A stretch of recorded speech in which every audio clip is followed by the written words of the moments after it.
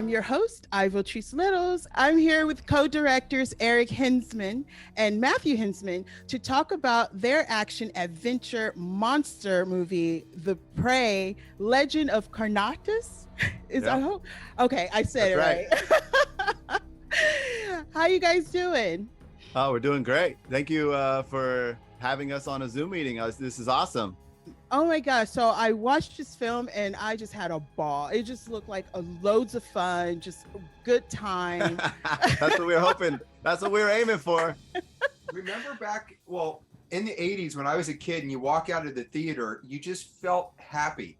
Like I wanted to give the audience that feeling again. Like they felt back in the 80s seeing like Goonies or something fun, or even this movie, They Live. Yeah. Yeah, I mean, it was loads of fun. Action, I mean, it went straight into it and it was fun. So, but tell us what this movie's about. It's about soldiers getting stuck in a cave in Afghanistan, and not your normal everyday soldiers, but kind of like a group of Comic-Con geeks, kind of like us, that happen to be in the military. Because sometimes, in movies, you'll see like the guys that are all like overly serious. And, in the military, there's a wide variety of people. So we were like, we have friends that went to the military that are as goofy and weird as us. So we're like, maybe we should show that there's a wide variety, and the young soldiers could be, normal Joes, not overly tough, not overly capable. And then they can meet another group that's older, that's kind of been through war. And they can kind of like, teach them the ropes kind of thing about how real life works in war situations. And then, my brother knows how to make monsters. So it was kind of like a dream of ours to make monster movies. And at the beginning, when you're not going to have a lot of resources, instead of making something like Star Wars or Lord of the Rings coming out the gate, we needed to make something that we could pull off. And we thought, how about we do something like Predator, but we do something our own way with our own style, something that we would want to see more movies like, I love the 80s reference. When I was sitting here, I was like, I watched those. I remember that. Exactly. It just like pulled me in. I mean, it was so fun. It was so cute too. I was like, oh, I remember that time. What happened? A funny thing about that, when we started talking about how are we going to get to know the soldiers, we thought maybe it'd be cool for them to start arguing over what's their favorite toy or what's their favorite video game when they were younger. And it was funny because that scene ended up being 10 minutes on its own, and we had to figure out how to cut it down. And every time we were editing it down, because my brother and I edited the movie also, we were basically not wanting to get rid of anything because it would mention something that we really liked. It was like, no, don't get rid of that. That's He-Man. Don't get rid of that. That's Teenage Mutant Ninja Turtles or something like that. Or one of the things was Transformers. Don't get rid of Transformers. It's like, these are the toys we played with, but we couldn't keep everything in there because then that scene would have been 10 minutes and people had been like, what the hell are you guys making? And an ode to your childhood of your favorite toys? That could be the behind the scenes. Yeah, we'll release the longer edited versions for people to see on social media to see how long some of these scenes actually were. Yeah. The casting in this is just really phenomenal, and it was such great chemistry, and such with their background with being tough. And here they were still tough, but it was comical. Like they were, laid back a little bit. Yeah, sometimes they were overly tough, which was kind of funny. They're, overly high testosterone, like, don't worry, I got a monster scratch on my arm, don't worry, it's nothing, I can bleed later, I don't have time to bleed, you know what I mean? Right, yeah. The Jesse Ventura line. But we got lucky with the cast. I mean, to be honest, we did a lot of casting calls. We got lucky to have Tony Suddy as our casting director. She threw together casting calls in Burbank, and we got thousands of people to show up. And I remember the first day there was over 1,000 people, and we got 3 of the young soldiers off of that first day. So it was totally like, a big effort of like not giving up and then doing another one and another one.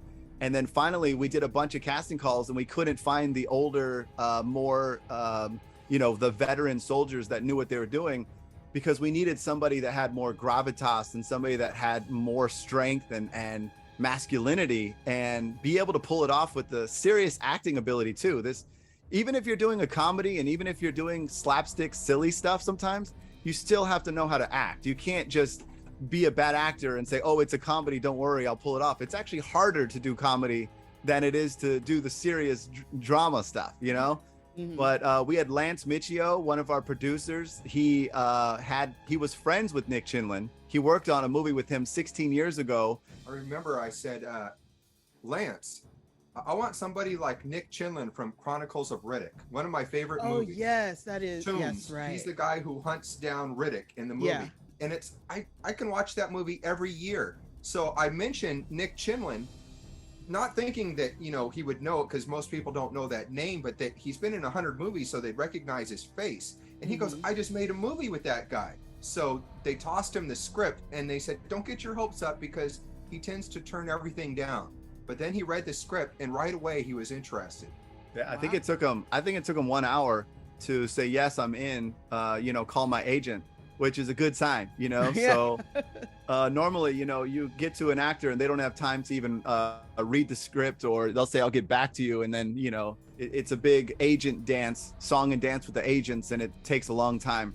And with Danny Trejo, we got lucky too. I was working construction while in college, and Danny Trejo's brother came up to me and he said, hey, I heard you're in film school. Maybe I can, maybe your brother can work in. He's like, maybe my brother could come in and be in one of your movies one day.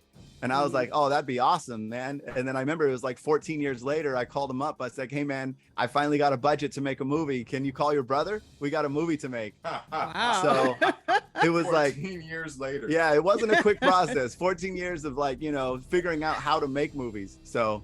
Yeah, but hey, you got him. The creature design, I went, you know, that was, you know, I've never seen anything like that. It was very unique, very one of a kind. That's all this guy. That's all. Oh, that was all here. You? Yeah, tell us a little bit about that. I just told him I wanted something fun and unique. We all designed the creature together. It was a team effort. But once we got the drawings done, then I did a maquette, which I don't know if you could see it. It's up here. No, it's too far. I'll bring it closer. But this was the first sculpture of the monster, so that we could see what it would look like. Bring it real close, like right here. We go to Comic-Con a lot, and I found a statue, or maybe my brother found the statue, and we were like, oh, we can turn that into what we want to make. So he just bought some clay from Michael's and threw some clay together and added some hair and some fur, and basically we took a Black Panther sideshow statue, and we modified it to be the Karnoctus.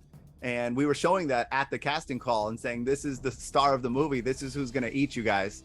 Just so you guys know, when you guys are acting, you guys will actually have a practical man in a suit, and it'll be real, and there'll be an actual monster attacking you. You don't have to imagine CGI with the green ball in your face.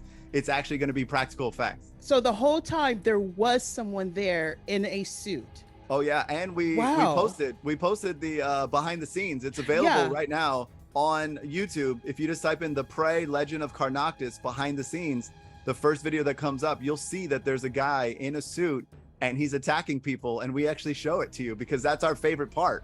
I mean, we don't want to give away, like, you know, the magic behind making the movie, because when you see the monster in the movie, you know, it's dark and it's in a cave and it's different, but you see behind the scenes and you're like, holy shit, they actually had a guy dressed up as the Karnoctus. And it works because of the timing of how you see it and the way you shoot it. There's all these tricks of the trade that it makes it look real if you show it for the right amount of time. Yeah, because I saw some of the behind the scenes pictures and I was like, okay, wow, the whole time it was real. I hope to see little figures of that. You know, I can see that. We're working on it. We're working on it right now. We got a 3D resin printer, and we're already starting to make them. So it's going to be awesome. I do feel it's coming. I really do. This film is a lot of fun. I recommend it to some people. I even put it on other social medias. If you want to see an action-packed, fun monster movie with explosions and just having a good time. Everyone seemed like they were having a good time. This is the film. I put it on my TikTok and Instagram and everything because I really did enjoy it. I really, really did. Nice. So it is out on VOD right now, and July 7th it hits streaming platforms. Is that correct? Correct. Yeah, it's we got a few theaters for the first month, and we got cable in North America, and it's on like 10 different cable networks: Spectrum, Cox, Dish, On Demand, a lot of them. And then on July 7th, you'll be able to straight up go to a website like Amazon Video or Apple iTunes, Vudu, Fandango, Google Play, Xbox, you name it. There's like 100 that you can go and just rent the movie, or you can buy the movie, the full HD version of the movie, and you can keep watching it, because it's not the kind of movie you're just going to want to watch once. It's not something, I've seen it, I don't need to see it again. That was one of the main things we wanted, something fun that you can rewatch. And those people come into the premieres multiple times, like, yeah, you've already seen this movie and they were so excited to see it again. That feeling that you get from the old movies that it doesn't matter if you've seen it, it just makes you smile. That's what we were going for. So we didn't want to just and then you said we actually show the monster. That was the main thing from the beginning. We didn't want to make some scary movie where there's something in the dark and then the movie ends and you never see it. It just frustrates me, and I just can't stand it. But if you can show me something new, show me something that's actually that you invented, then I'm all in. I'll watch it. You know what I mean? So I knew I was a fan of that kind of stuff, so I knew there'd be Comic-Con geeks out there that would like that kind of stuff, and horror fans too. New and fresh. This is what this movie is. I want to say thank you guys so much for this. I'm just like, I choked up in the beginning because I was like, I really love this movie and I'm going to talk to these guys. And then I like choked. No, that's I great. always do interviews, but I like, when when I really feel passionate about something, I get like, oh my God, this is. Wait until we're doing a big budget movie in Hollywood and we invite you to set to do a little quick interview on set, and you'll actually see the monsters live and you can actually be a part of it. So that's going to be even better. Oh man, thank you guys. You guys are so wonderful. Follow these guys, watch that movie, love it. It is amazing. Thank you guys so much. Thank Yeah, you. check out thepreymovie.com. That's where we're going to have all the links of where you can buy it. Thank you. Thank you. So nice to talk to you.